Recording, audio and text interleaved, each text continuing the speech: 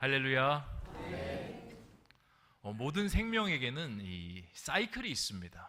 어떤 사이클이냐? 출생이란 사이클이 있고요. 그리고 성장이라는 사이클, 그리고 성장을 충만히 하게 되면 이제 번식, 번성이라는 사이클이 있습니다. 식물과 동물만 그런 것이 아니라 인간도 마찬가지입니다. 출생한 다음에 이제 어른이 되기까지 끊임없이 자라납니다. 그리고 어른이 된 다음에 가정을 꾸리고 자녀를 낳으면서 그렇게 성숙한 인간이 되어가는 겁니다. 그런데 이런 자연의 비밀 속에 하나님의 영적인 비밀이 함께 깃들어져 있습니다. 하나님의 그 신앙의 성장 사이클도 똑같습니다. 출생한 다음에 성장하게 되고요. 때가 되었을 때 번식과 번성을 이루도록 하나님께서 그렇게 만들어 주셨습니다. 사도행전의 사도 바울의 이 선교 여행을 보면요, 이 세 가지 사이클에 딱 맞춰져 있습니다. 1차 선교 여행은요, 출생입니다. 그리고 2차 선교 여행은 성장이고요, 3차 선교 여행은 이 번식과 번성을 담고 있습니다. 자, 1차 선교 여행 때 무엇이 출생하였느냐? 사도 바울이라는 큰 선교사가 출생하게 되었습니다. 1차 선교 여행 때 사도 바울은요, 아직 교회에서 이 중추적인 역할을 감당하는 인물이 아니었습니다. 원래는 박해자였고요. 그리고 교회 안에 겨우 들어왔습니다. 하지만 하나님의 복음 전파의 열정으로 가득 채워져 있었습니다. 그래서 처음으로 선교사로 서게 되는데 주선교사가 아니라 부선교사입니다. 주선교사는 바나바, 교회 안에서 잔뼈가 굵은 인물입니다. 이 사람이 선교 여행을 떠날 때 사도 바울이 함께 대동하게 되고요. 그리고 같이 선교를 하면서 선교 꿈나무로 자라나게 됩니다. 그리고 돌아온 다음에 2차 선교 여행을 떠나는데 바울과 바나바가 갈라집니다. 바나바는 마가를 데리고 떠나버리고요. 이제 바울은 남아서 이제 주선교사가 되고 부선교사를 택해야 됩니다. 신라라는 부선교사를 택해서 새로운 지역으로 갑니다. 선교를 부로 갔다 온 경험은 있지만 이제 주로 해보는 것은 처음입니다. 그래서 어떻게 사역해야 될까, 그리고 어떤 방향으로 사역을 해야 될까 고민입니다. 하나님께서 듣도 못한 지역으로 가라고 합니다. 마게도냐와 아가야, 그리고 헬라 지역으로 가서 선교를 하려고 합니다. 그리고 거기에는 아는 사람도 없고요, 그리고 선교 인프라도 없습니다. 뭐 가면 먹고 잘 수 있는 곳은 있어야 되지 않습니까? 그런데 거기에 이미 기독교인들이 없습니다. 그런 곳으로 하나님께서 보내십니다. 좌충우돌하면서 한 걸음 한 걸음 나아가게 되는데 사도 바울이 그 걸음마다 성장합니다. 자기 힘으로 기도하면서 한 땀 한 땀 전도하면서 사람을 세우고 교회를 세우니까 점점점 성장하기 시작합니다. 그리고 선교에 많은 열매를 맺고 돌아오게 됩니다. 그리고 3차 선교 여행을 떠납니다. 아까 3차 선교 여행은 특징이 뭐라고 말씀드렸죠? 번성과 번식이라 말씀드렸죠. 이번에는 포커스가 사람을 세우는 일을 하기 시작합니다. 이 사도행전을 보면요, 1차, 2차와 조금 다른 면이 있는데 3차에서는 한 곳에 오랫동안 머무르면서 사역합니다. 거기가 어디냐? 에베소라는 지역입니다. 에베소를 거점 기지로 두고 이제 거기서 사람을 세워서 그 사람들이 자생적으로 복음 전파를 하도록 하는 선교 타입을 3차 선교 때 하기 시작합니다. 왜 에베소를 택하였느냐? 이 에베소가요, 교통의 요지입니다. 사람들이 모여드는 지역입니다. 이제 마게도냐 아가야로 가기 위해서 에베소를, 소개아시아의 에베소를 타고 들어가야 되고요, 다시 이쪽 사람들이 아시아로 넘어오기 위해서 이 에베소를 거쳐가야 됩니다. 그러니까 사람들을 제일 많이 만날 수 있고 그리고 모여드는 도시다 보니까 여기에다가 거점 기지를 차리고요, 사도 바울이 3년 동안 여기서 사람을 기르는 일들을 했습니다. 신성교회도요, 앞으로 성장하고 부흥하는 교회, 하나님 마음에 합하여서 쭉쭉 하나님의 그 방향까지 나아가는 교회가 되기 위해서는 이 세 가지 사이클이 필요합니다. 출생을 잘하는 게 필요하고요, 그리고 때가 되었을 때 성장하는 게 필요하고요, 그리고 나중에 궁극적으로 번식하고 번성하는 것이 필요합니다. 우리 교회는 지금 새 가족들이 몰려들고 있습니다. 이게 어떤 의미냐? 하나님께서 우리 교회를 통해서 첫 단추를 채우셨다라는 겁니다. 교회가 어떤 일을 하려고 할 때 사람이 없으면 할 수가 없습니다. 어떤 큰 일을 도모하려고 할 때 사람이 없으면요, 동력이 떨어지고요. 그리고 복음을 전하고 싶어도 사람이 없으면 전할 사람이 없습니다. 그리고 지역사회도 섬기고 싶습니다. 근데 섬길 사람이 없으면 교회가 그 일을 감당할 수 있겠습니까? 그래서 먼저 채워져야 되는 건요, 교회 안에 사람이 차는 겁니다. 사도행전의 교회를 봐도 오순절 성령 강림을 통해서 하나님께서 가장 먼저 하신 일, 그냥 5,000명이든 3,000명이든 한 번에 그렇게 채워주십니다. 그게 바로 동력이고 거기서부터 출발하라는 겁니다. 그리고 그렇게 채워지면 두 번째 단계로 넘어가야 되는데 바로 성장입니다. 내년에 우리 교회가 여기에 좀 포커스를 맞추려고 합니다. 성도들이 끊임없이 성장해야 됩니다. 마더와이즈, 파더와이즈, 그리고 중보기도학교, 목자 예비학교, 이런 여러 가지 프로그램들을 통해서 사람을 계속적으로 길러내야 됩니다. 교회 안에서 새가족들이 많아지는 것도 너무 중요한데요, 그 새가족들이 이 좌우로만 넓혀지는 것도 필요하지만 위로 성장하는 것도 필요합니다. 어디까지?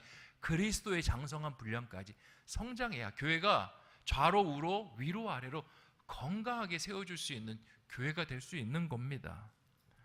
그러면 교회 안에서 성장하려면 어떻게 해야 되냐? 성숙하려면 어떻게 해야 되냐? 크게 두 부분의 활동이 필요합니다. 첫 번째, 성장하려면요, 공급을 잘 받아야 됩니다. 제가 아까 영적인 세계와 육적인 세계가 굉장히 비슷하다고 말씀드렸죠. 자, 육적인 우리 자녀들 한창 성장할 때 보십시오. 어떻게 성장합니까? 미친 듯이 먹습니다. 얼마나 잘 먹는지 모릅니다. 저희 집도요, 지금 저희 아이들이 이제 5학년 이제 후반을 넘어가고 내년에 6학년입니다. 밥을 해놓으면요, 밥이 모자랍니다. 그래서 꼭 밥을 많이 해놓은 다음에 햇반을 준비해 놓습니다. 그 햇반까지 모조리 해치웁니다. 제가 요즘은, 옛날에는 그런 거 있습니다. 아버지가 이렇게 밥을 먹으면, 아버지 밥은 쌀밥이지 않습니까? 먹고 나면 이렇게 남기면 아버지가 배불러서 남기는 거 아니지 않습니까? 그러면 아버지가 그 자녀들 주려고 남기잖아요. 요즘은 풍족한 시대입니다. 그래도 남깁니다. 왜? 워낙 이런 표현하기면 개떼처럼 쓰기 때문에 이렇게 남길 수밖에 없습니다. 근데 저를 생각해 보면요, 제가 어렸을 때 5학년, 6학년 때 정말 밥을 많이 먹었습니다. 그냥 주걱으로요, 밥솥에 있는 밥을 그냥 퍼먹었고요. 그리고 김치 국물 하나로 밥 5그릇, 6그릇 그렇게 먹었습니다. 그러다 보니까 쭉쭉쭉 커지는 겁니다. 영적인 세계도 똑같습니다. 커지려면요, 공급을 받아야 됩니다. 영적인 공급의 핵심이 뭡니까? 성령의 에너지, 성령 충만 받아야 됩니다. 말씀의 자리, 기도의 자리, 그리고 예배의 자리에 우리가 나아가면서 성령의 단비를 받고 그 성령의 단비가 우리 가운데 쏟아지면 그 영양분으로 자라나는 겁니다. 그래서 우리는요, 영적으로 성장하기 위해서 이런 자리들을 삼아야 됩니다. 금요 기도의 자리, 그리고 말씀 사경의 자리, 그리고 새벽 예배의 자리, 하나님 말씀이 선포되고 성령의 역사가 일어나는 자리마다 있어야 되는 겁니다. 거기 있으면요, 거기서 성장하는 겁니다. 근데 내가 영적으로 성장해야지, 자라나야지 하면서 그런 자리에 안 나오면요, 백날 천날 깨었다도 죽었다 깨어도 성장하지 못합니다. 아니, 밥을 안 먹는데 어떻게 성장합니까? 음식이 영양실조인데 어떻게 성장합니까? 근데 내가 성장할 마음 없어도요, 이런 자리에 나와 있으면 성장합니다. 영양 공급이 잘 되기 때문에 성장하는 겁니다. 그래서 첫 번째 조건은 성장하려면 공급이 잘 돼야 됩니다. 자, 두 번째가 있습니다. 공급만 잘 된다고 성장할까요? 아니요. 어린아이들을 다시 비유하겠습니다. 아이들 밥 먹고 나면 뭐합니까? 뛰어놉니다. 활동적입니다. 집안에서요, 미세먼지가 얼마나 심한지 모릅니다. 애들이 뛰어가지고요, 밑에 집에서 올라옵니다. 제발 뛰지 못하게 하라고. 이사 가시는 게 더 편하실 텐데요 라고 말씀드려도, 네, 하여튼 저도 조심하겠습니다 이야기 드리지만, 애들은 그렇습니다. 먹고 나면요, 뛰게 돼 있습니다. 왜냐? 뛰어야 성장판에 자극이 가고요, 그리고 그렇게 뼈와 근육들이 쭉쭉 자라날 수가 있습니다. 마찬가지입니다. 영적으로 성장하기 위해서는요, 뛰어야 됩니다. 뛴다라는 게 어떤 의미냐? 공급받았으면 공급받은 것을 풀어내야 됩니다. 헌신과 봉사, 여러 가지 사역의 자리에 나가서 그렇게 하나님의 일들을 시도해야 됩니다. 교사로 봉사해서 처음으로 경험해 보는 겁니다. 아, 이 사람을 내 힘으로 움직이는 게 쉽지 않구나. 갓난아기 봉사를 해도요, 갓난아기들도 내 말대로 안 됩니다. 초등학생들 아유 말도 못합니다. 중고등학생들요, 그냥 그거는 기도밖에 없습니다. 엎드려서 주님 이번 주 오면 너무 감사하고요, 안 오면 주여. 그렇게 내 힘으로 안 되고 기도하면서 영혼을 끌어보면서 성장하는 겁니다. 정말 하나님께 기도가 많이 필요하는 거구나. 하나님께서 날 도와주셔야 내가 작은 일이라도 할 수 있는 것이구나. 그렇게 하면서 사람이요 성장하게 됩니다. 자, 이렇게 하면 성장이 어느 정도 진행이 되는데, 성장이 된 다음에 마지막 단계로 나가야 됩니다. 뭐죠? 번식과 번성의 단계로 새로운 출생자들을 낳아야 합니다. 오늘 읽었던 사도행전 20장 35절의 말씀은 이 마지막 단계를 이야기하는 겁니다. 어떻게 하면 너희가 이제 새로운 생명을 잉태할 수 있을까? 출산할 수 있을까에 대해서 가르쳐주고 있는 말씀입니다. 오늘 말씀은요, 이 에베소에 사람을 세웠다고 하지 않았습니까? 이 사람들이 누구냐? 이 장로라는 사람들입니다. 이 사람들을 세워서 이제 내가 지금까지 했던 일을 너희에게 맡기겠노라. 그런데 이 일은 생명을 잉태하는 일인데 어떻게 하면 생명을 잘 잉태할 수 있는지 그것에 대해서 가르쳐주고 있는 말씀입니다. 사도 바울이 더 이상 선교 여행을 할 수 없게 됐습니다. 배경이 이렇습니다. 왜? 성령께서요 사도 바울을 부르셨습니다. 예루살렘으로 돌아가라. 예루살렘을 통해서 내가 할 일이 있다. 근데 예루살렘은요 사도 바울을 잡아 죽이려고 눈에 불을 켜고 있는 사람들이 많았습니다. 주님 거기 가면 죽는데요. 나를 믿고 거기 가라. 죽는다 할지라도 거기에서 내가 원하는 사명이 있으니 그것을 이루라라고 하나님께서 글을 보내십니다. 사도 바울이 그걸 하기 위해서 급하게 이제 배표를 끊어서 이제 예루살렘으로 가게 되는데, 급하게 끊은 이유는요 오순절 맞춰서 가려고 하는 겁니다. 하나님께서 뭐 특별히 어느 시점까지 가라고 말씀하지 않았는데 사도 바울은 그런 사람입니다. 주님께서 가라 하시면 자신이 더 열정을 보태서 하는 사람이었어요. 오순절이 얼마 안 남았습니다. 오순절에 자기는 들은 기억이 있습니다. 성령께서 임하셔서 교회가 엄청나게 부흥했던 그 기억이 있습니다.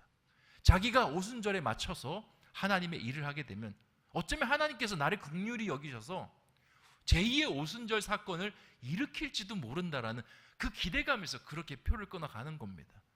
자, 그렇게 해서 밀레도라는 곳에서 드로아라는 곳에서 배를 타고 가는데 이 에베소까지 들렸다가 갈 시간이 부족한 겁니다. 그래서 어떤 선택을 하느냐? 이 에베소 장로들에게요 좀 나오라고 이야기합니다.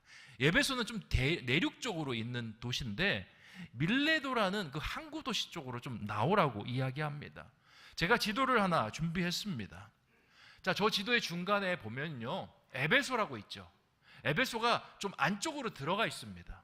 예를 들면 에베소는 서울 정도 되고요, 밀레도는 인천쯤 되는 겁니다. 그러니까 서울에 있는 사람들에게 인천으로 좀 나와서 배 시간에 맞춰서 나를 좀 만나고 가자, 그렇게 하는 것이 지금 말씀의 이 배경이 되는 이 상황인 것입니다. 그리고 거기서 만나서 마지막 설교를 하는 거죠. 말씀의 핵심은 이겁니다. 바울이 없는 동안 에베소 교회 장로들이 이제 잘 번식과 번성을 해서 소아시아, 마게도냐, 아가야 지역에 많은 생명을 낳아주세요 라고 그렇게 당부하는 겁니다. 그리고 그 일을 할 수 있는 비결을 35절에 이야기하는데 35절 말씀 같이 한번 읽어보겠습니다. 시작. 범사에 여러분에게 모본을 보여준 바와 같이 수고하여 약한 사람을 돕고 또 주 예수께서 친히 말씀하신 바 주는 것이 받는 것보다 복이 있다 하심을 기억하여야 할지니라. 아멘.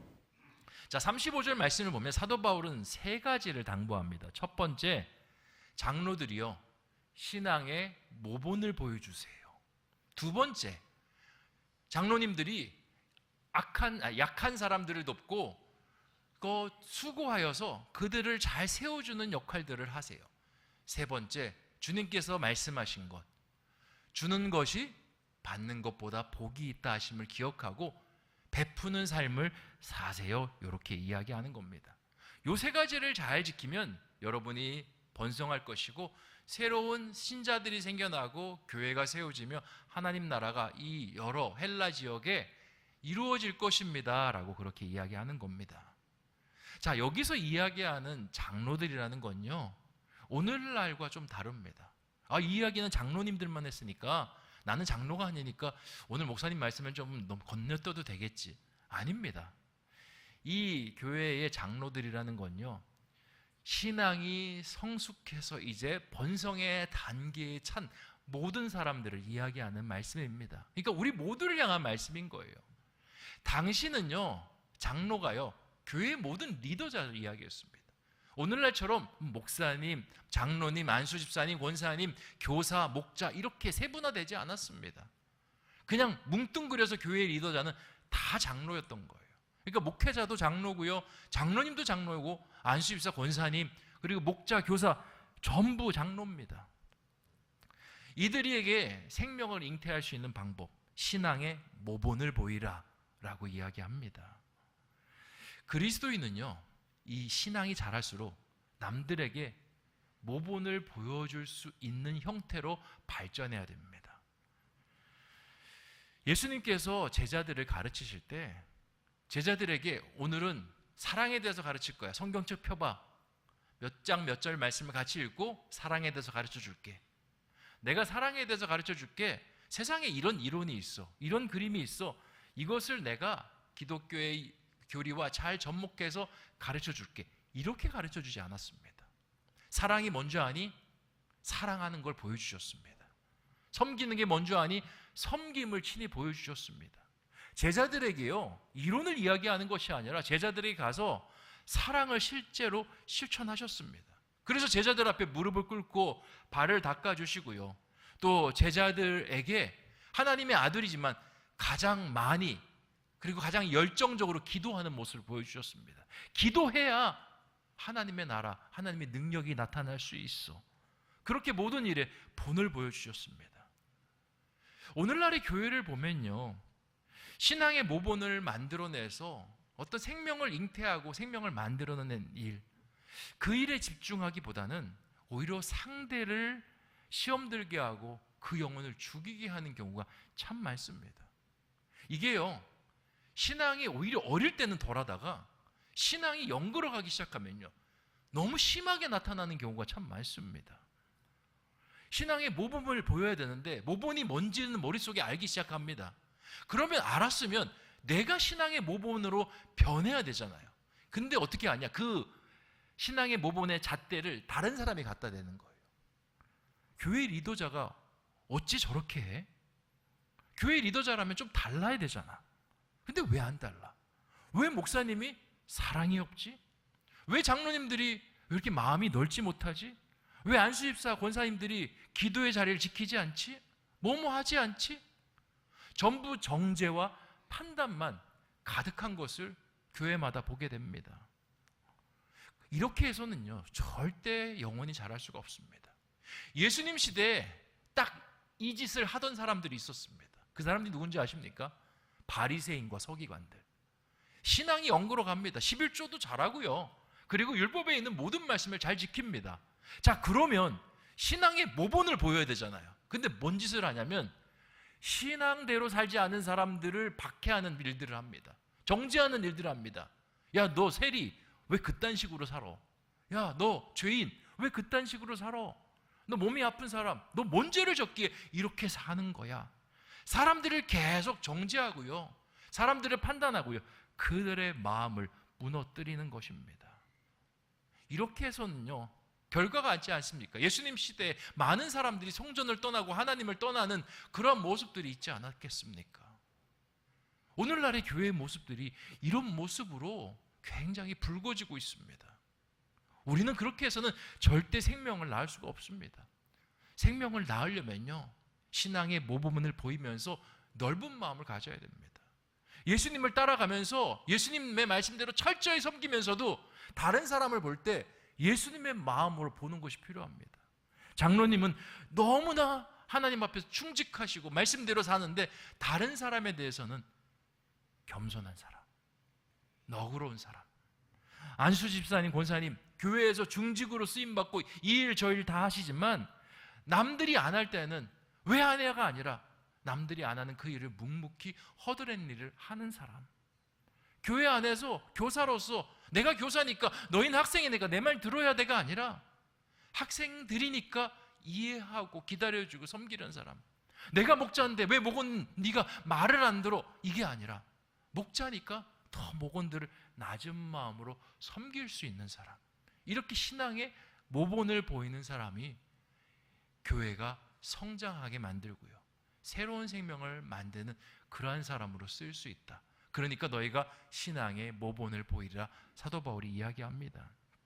두 번째가 있습니다. 교회를 위해 수고하고 약한 이들을 도우라고 이야기합니다. 항상 기독교는요, 누군가의 헌신과 수고로 이루어집니다. 우리가 신앙이 자란 것, 우리 스스로 잘해서 자랐을까요? 밥을 누가 해줬습니까? 믿음의 밥. 부모님이 해주지 않았습니까? 교회의 선배들이 해주지 않았습니까? 내가 섬겼던 교회 목사님이 해주지 않았습니까? 그 영양분을 먹고 내가 이만큼 자랐습니다. 부모님이 나를 어릴 때부터, 태중에 있을 때부터 교회에 데리고 가시고요, 등에다가 등을 쳐업고 교회에 가서 찬송 부르고 부흥에 참석했고요, 그리고 주일학교에 집어넣고, 그리고 얼마 안 되지만 주일학교 헌금 챙겨주면서 하나님 거 드리라, 용돈 드리면서 네 거 용돈의 11조 하나님 앞에 드려보라, 그걸 계속 가르치고 하면서 성장하지 않았습니까? 주일학교 선생님이 없었으면 우리 성장할 수 있었겠습니까? 우리를 무작정 기다려주시고 자기 돈 써가면서 그렇게 우리를 섬겨주시고, 주중에는요 또 전화도 하십니다. 자기 바쁜 일 있는데 전화해가지고 나랑 통화하고, 그리고 주일학교 왔으면 좋겠다라고 그렇게 말씀하시면서 그렇게 끌어주셨던 분들이 계셨기 때문에 우리가 신앙이 성장할 수 있었던 겁니다. 제가 예전에 고등학교 때요, 정말 주일학교 선생님 정말 집요했습니다. 제가 이제 고3이라서 수련회 안 간다고 하니까요, 선생님 어떻게 하신지 아십니까? 학교에다 전화를 걸었어요. 그런데 학교에서 무작정 크리스찬 선생님을 찾으셨습니다. 묻지도 않아요. 혹시 예수님 믿는 선생님 있냐고. 찾아서 전화 통화를 했습니다. 그리고는 몇 학년 몇 반에 학생이 있는데 수련회를 못 가서 그러니 수련회 좀 꼭 보내주세요. 그리고 그 선생님이 담임선생님한테 얘기해가지고 제가 수련회를 타이로 가게 됐습니다. 자의가 아닙니다. 타이로. 누군가의 헌신과 수고가 있었기 때문에 우리가 신앙이 자라날 수 있었습니다. 근데 그 헌신과 수고를 하나님께서 받게 하신 건요, 우리만 신앙이 자라라고 주신 것이 아니라 때가 되었을 때 그 신앙을, 그 은혜를 나누어 주라라고 그렇게 주신 겁니다.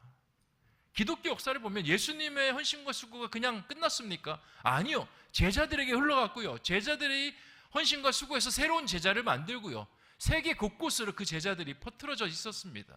그렇게 갔습니다. 100년 전에 우리나라에 온 그 선교사들, 영국, 호주, 캐나다, 미국 이런 곳에서 온 선교사들, 그 선교사들요, 우리한테 와서 정말 헌신과 수고 많이 했습니다. 20, 30대 그 젊은 나이로 그 갓난아기들 없고, 갓난아기 대부분 풍토병으로 죽었죠. 그들도 사역하다가 견디지 못해서 몸이 아파서 죽은 사람들 지금 양화진에 그 무덤이 가득합니다. 그 사람들 왜 온 줄 아십니까?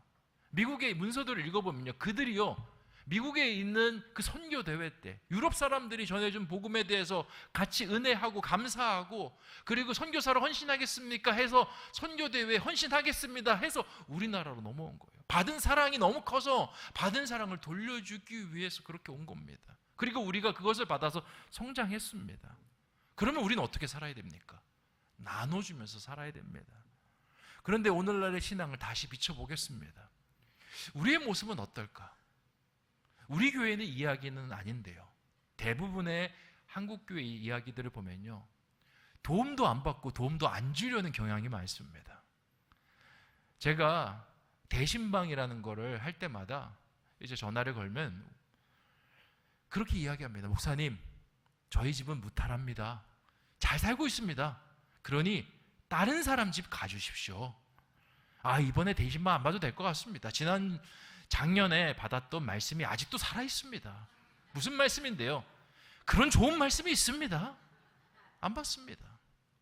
뭐 여러 가지 이유가 있겠죠. 집을 오픈하기도 불편하고 목사님 오시면 여러 가지 챙겨야 될 것도 있고. 목사님이 근데 왜 가시는 겁니까? 영적으로 그 사람이 건강한지 안 한지, 또 영적으로 도움을 줄 수 있는 일들이 있는지 없는지 그거 생각해서 가는 겁니다.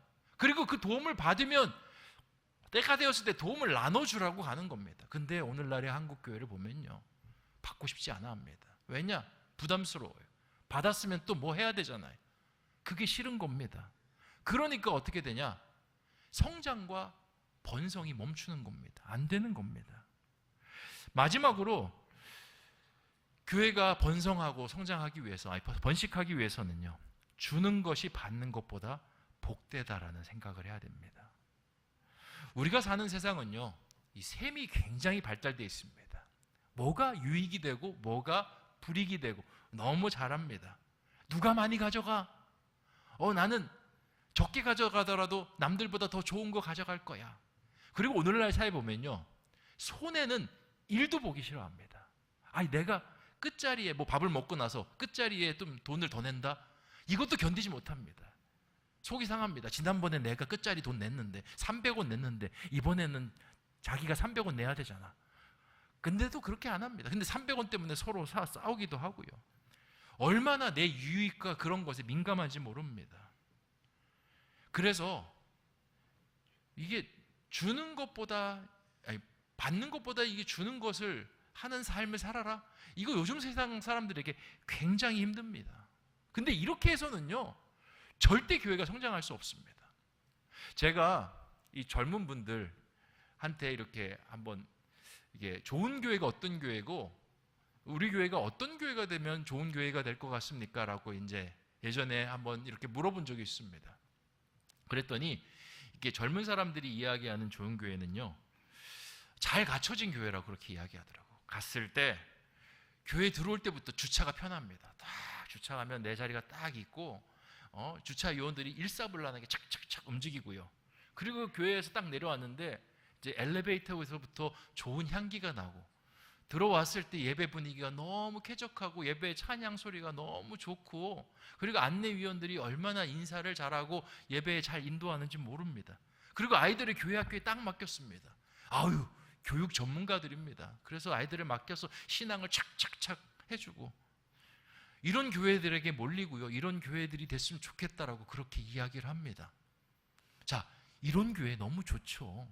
저도 만들어 갔으면 좋겠습니다. 그런데 이런 교회가 되려면 헌신자 없이 될 수 있습니까? 사역자 없이 될 수 있습니까? 될 수 없습니다. 헌신하고 수고하고 정말 간이고 쓸개고 하나님 앞에 다 내어줄 수 있는 사람들이 모여야 할 수 있습니다. 제가 예전 교회에서 주차봉사부를 했습니다. 주차봉사부가 얼마나 힘든지 모릅니다. 여름에는요, 밖에서 땡볕에서 죽고요, 그리고 내부에는 차량 열기 때문에 죽습니다. 그리고 그걸로 저걸로 안 죽으면 매연으로 죽습니다. 겨울에는요, 밖에 얼마나 추운지 모릅니다. 또 안에는요, 또 얼마나 그 연기 때문에 매캐한 연기가 있어서 힘든지 모릅니다. 그리고 이게 추우나 이게 더우나 사람들은 창문을 닫고 다닙니다. 왜냐하면 더우면 에어컨 틀어놓고요, 그리고 추우면 뭐 틀어놓습니까? 히터 틀어놓습니다. 열면 이제 더위도 그리고 추위도 들어오니까.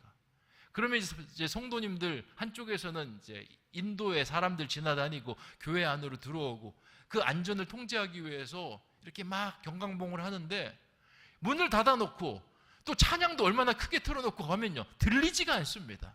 그래서 막 소리 지르고 막 차를 두드리고 이제 창문 엽니다. 아니, 경강봉으로 사람 위험하다고 몇 번을 사인하셨는데 왜 그렇게 안 옵니까? 흥분을 하죠. 이분은 이제 사람을 칠 뻔했으니까. 근데 내려가지고, 아니, 교회 봉사자라는 사람이 성도한테 이렇게 화를 내면서 얘기하는 게 되냐고. 그리고는 여기 담당 목사님 부르라고 그렇게 이야기하더라고요. 그래서 제가 갔습니다.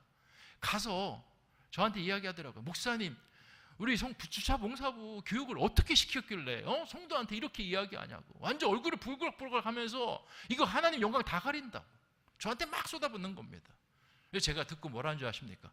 죄송합니다. 제가 이게 잘 양육을 해야 되고, 우리 또 주차 봉사부가 또 그만한 그릇이 안 되기 때문에 좀 그렇게 했던 것 같습니다. 제가 보니까 우리 성도님 그만한 그릇인 것 같습니다. 오셔서 주차가 뭔지, 봉사가 뭔지 좀 보여주시면 안 되겠습니까?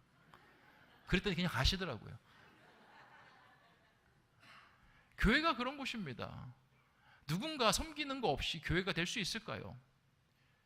새 가족이 왔을 때 그렇게 따뜻하게 환영받을 수 있을까요? 아닙니다.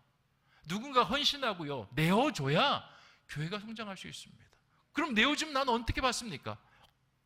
예수님을 보십시오. 예수님은요, 다 퍼줬습니다. 하늘 보좌 버리시고 내려오셨고요, 이 땅에서 다 퍼주고 생명조차 다 내어주셨습니다. 대접받기보다는 대접하셨습니다. 그런데 어떤 일이 벌어집니까? 예수님이라면 목숨 던진 사람이 12명, 예수님이라면 끝까지 땅 끝까지 갔겠다는 사람이 70명, 그리고 예수님의 부활을 보고 증거하러 여기저기서 박해받고 순교한 사람이 500명 이상입니다. 지금까지 기독교 역사를 다 뒤지면요, 정말 수억, 수십억, 수백억의 사람들이 그렇게 한 겁니다. 이게 주는 자의 복입니다. 주는 자의 영향력인 겁니다. 사랑하는 성도 여러분, 우리가요, 우리 교회가 번성하고 번식하는 교회가 되었으면 좋겠습니다. 신앙의 모범을 보이고요, 그 모범을 다른 사람에게 잣대대는 게 아니라 나를 향해서 잣대를 내고요, 내가 수고하고 약한 사람들은 도와준 사람 되기 원합니다. 그리고 나의 약함을 좀 인정했으면 좋겠습니다. 약함을 인정해야 도움을 받지 않습니까? 그리고 도움 받으면 부담스러워하지 않으셨으면 좋겠습니다. 도움 받고요, 내가 힘이 있을 때 도와주면 되는 겁니다. 그리고 받기보다는 주는 사람들 되었으면 좋겠습니다. 내년에 우리 교회가 우리 중직자들요, 장로님, 안수 집사님, 권사님들 이제 사역을 파견을 하려고 해요. 발령을 하려고 해요. 나는 이 사역에 전혀 생각한 적이 없는데 그냥 주님의 음성이다 생각하시고 가시면 됩니다. 근데 저희가 하려는 게 1년씩 돌아가려고 해요. 그 사역을 1년 하면 다른 사람이 채웁니다. 어떤 사역자는요 서로 하려고 하고요, 어떤 사역자는 서로 안 하려고 합니다. 그럼 어떤 현상이 벌어지냐?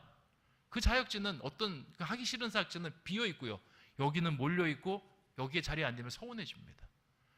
그렇게 해서는 교회가 건강하게 설 수 없어요. 어려운 사역지로 발령을 낼 수도 있습니다. 식당 봉사부로 발령 낼 수도 있어요. 내가 왜 식당 봉사부에, 나같이 고귀하고 예쁜 이렇게 사람이 무슨 식당 봉사부. 하나님께서 1년 동안 넌 요식업 사장이다, 그렇게 보내시는 겁니다. 그럼 거기서 그냥 열심히 하시면 돼요. 1년 하고 바통을 넘겨주시면 돼요. 그럼 그 사람이 또 1년 하고 또 하는 겁니다.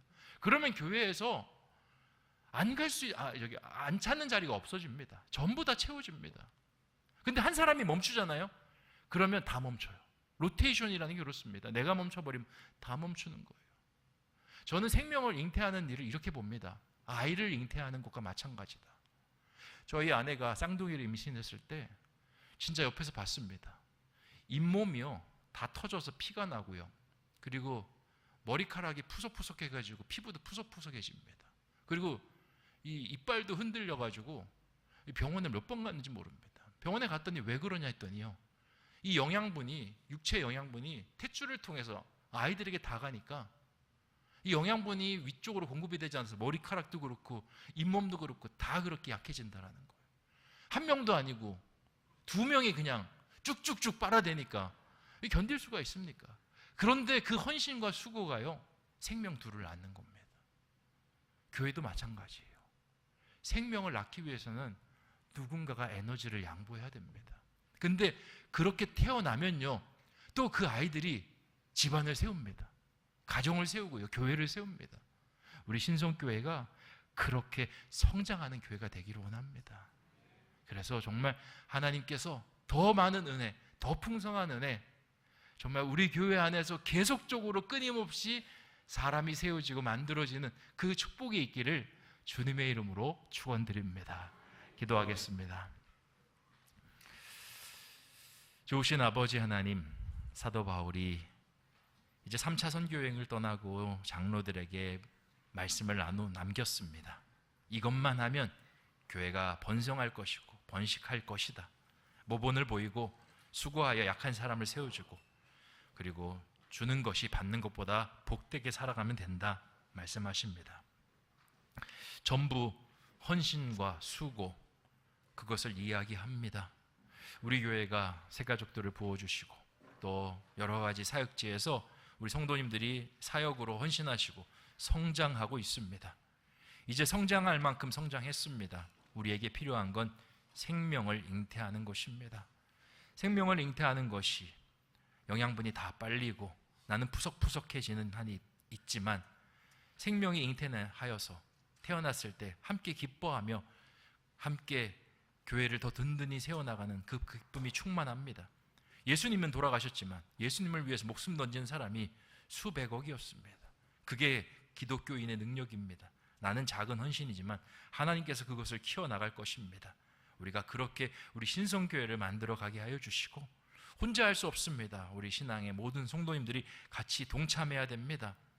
정말 마음을 내어주고 또 시간을 내어주고 삶을 내어주고 모든 것을 함께 내어줌을 통해서 함께 그런 교회 만들어 가게 하여 주시옵소서. 감사를 드리오며 모든 말씀 예수님의 이름으로 기도하옵나이다. 아멘.